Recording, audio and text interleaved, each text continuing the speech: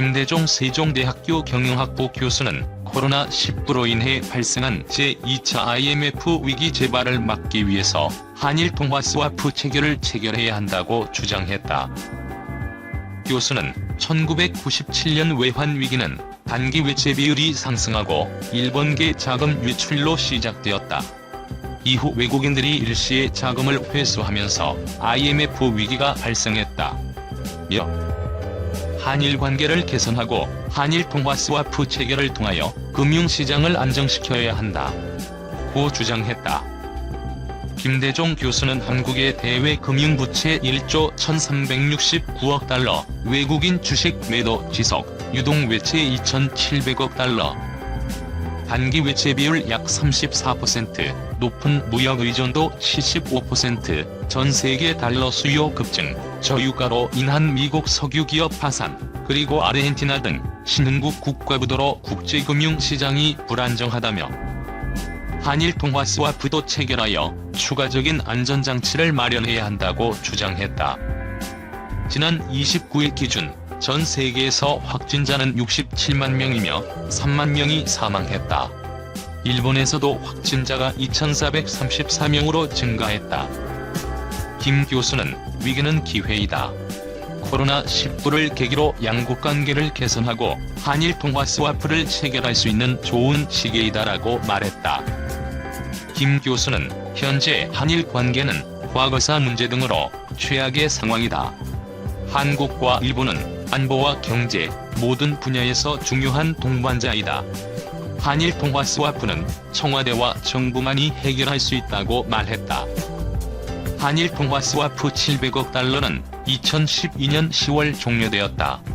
2016년 8월 정부는 브렉시트 등으로 일본의 재연장을 요청했지만 일본은 부산 일본 영사관 앞 소녀상 설치 문제로 거절했다. 이에 김 교수는 우리는 과거보다 미래지향과 실용주의로 일본과 관계 개선을 추진해야 한다. 일본은 기축통화국이며 달러 보유액은 1.3조 달러로 세계 2위이다. 고 했다. 2019년 기준 GDP는 미국 22조 달러, 중국 15조 달러, 일본 5.4조 달러, 한국 1.6조 달러이다. 일본 GDP가 우리보다 3배 정도 많다. 김 교수는 2008년 금융위기 때 한국은 채무보다 채권이 많았지만 유동성 문제로 위기가 왔다. 그러나 당시에는 한미와 한일 통화 스와프가 있었다.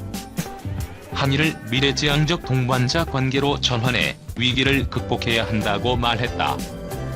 김 교수는 1997년 외환위기 당시 삼성전자는 3만원에서 300만원으로 100배, 은마 아파트는 2억에서 20억으로 10배, 종합주가지수는 5배 올랐다.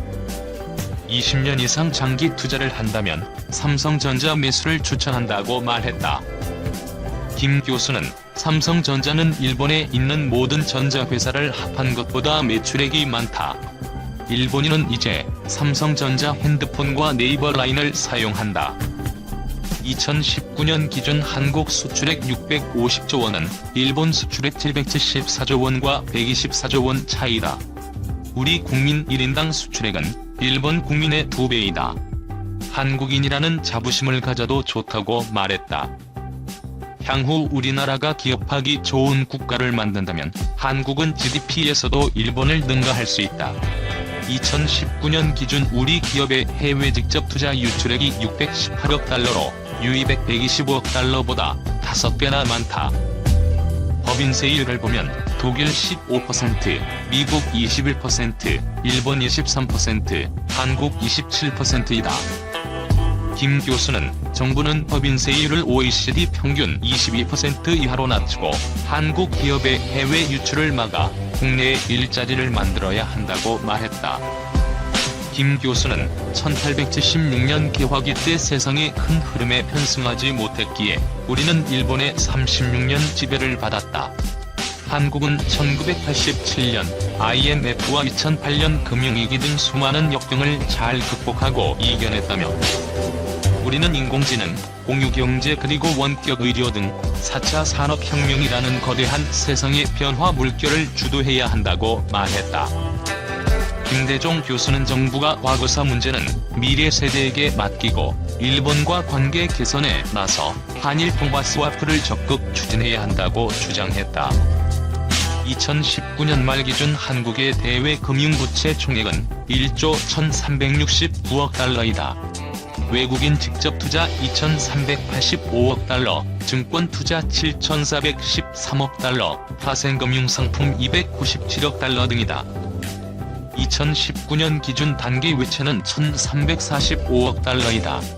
유동 외채는 단기 외채와 장기 채권 중 1년 안에 만기가 돌아오는 것을 말한다. 단기 외채의 2배를 유동 외채라고 하며 2,690억 달러 즈음이다. 한국에 대한 외국인 증권 투자액은 2020년 2월 기준 시가총액의 34%로 540조 원이다. 금년 1월부터 지금까지 외국인이 한국에서 주식을 매도한 금액은 14조 원이다. 이 금액은 외국인 주식 투자액의 2.5%이지만 환율은 급등했다. 전 세계 확진자가 67만 명을 넘었고 미국에서는 확진자가 12만 명을 넘었다. 김 교수는 지금처럼 코로나 폭증으로 외국인 주식 매도가 이어진다면 환율은 다시 오를 것이다라고 말했다. 정세균 국무총리도 3월 27일 지소 미아 등 다른 문제와 연결시키기보다는 한일 관계를 미래지향적이고 포회적인 관계로 만들어 나가는 가운데 한일 통화 스와프는 잘 검토되어야 한다고 말했다. 김대중 교수는 우리는 와신상담의 각오로 어려움과 괴로움을 참고 견뎌야 한다. 한국의 미래 성장과 금융시장 안정을 위해 일본과 협력해야 한다. 잘 사는 것이 최대의 복수라는 말이 있다. 우리의 GDP가 일본을 넘을 때까지 동반자 관계가 되어야 한다며 정부는 국가 경제를 위하여 한일 통화 스와프를 적극 재개해야 한다고 주장했다. 국제통화기금 이심종 코로나 바이러스 감염증 여파로 인한 팬데믹 불확실성이 역대 최대 수준으로 커졌다고 경고했다. 에볼라 바이러스가 번질 때의 20배, 중증급성호흡기 증후군 유행 당시의 3배 수준이다. IMF는 지난 4일 전세계 143개국을 대상으로 세계 팬데믹 불확실성 지수를 새롭게 측정했다며 조사 결과 과거 전염병, 질병 발생과 비교해도 코로나19가 역대급으로 높은 수준이라고 밝혔다. IMF는 1996년부터 세계 불확실성 지수를 발표해오고 있다. WPUI는 WUI에 속하는 하위 개념의 지수인 셈이다. IMF는 지난해에도 미국과 중국의 무역 전쟁으로 글로벌 무역 시장이 불안정한 흐름을 보이자 세계 무역 불확실성 지수를 별도로 발표한 바 있다. 조사 결과 지난달 말 기준 전 세계 평균 WPUI는 13.46을 기록했다. 사스 유행 당시였던 2003년 2분기의 3배, 에볼라가 발생했던 2015년 1분기의 20배 수준이다. IMF는 문제는 코로나19로 인한 불확실성이 계속 커지고 있고 위기가 언제 끝날지 아직 확실하지 않다는 점이라며 앞으로도 WPUI가 높은 수준으로 유지될 것이라고 예상했다. 국가별로 보면 코로나19가 뒤늦게 확산된 미국과 유럽 국가들의 불확실성이 대체로 큰 모습이었다. 영국이 128.36으로 가장 높았고 독일, 미국, 일본, 중국, 이탈리아, 스페인 등도 불확실성 지수가 높았다. 반면 한국은 코로나19로 인한 불확실성 수준이 8.71에 불과했다. 한국의 WPUI는 사스 유행 직후였던 2003년 3분기에 6.40을 기록한 바 있다. IMF는 WPUI는 중국에서 가장 먼저 치솟았지만 이제는 선진국 혹은 신흥시장국 등 극단적인 국가에서 높게 나타나고 있다며 상대적으로 저소득 국가에서는 낮은 수준으로 유지되고 있다고 전했다. IMF는 특히 코로나19 팬데믹 전에 해당 국가에서 저성장 기조가 얼마나 유지되고 있었는지, 재무 상태가 얼마나 어려웠는지와 불확실성 지수의 연관성이 높다고 설명했다.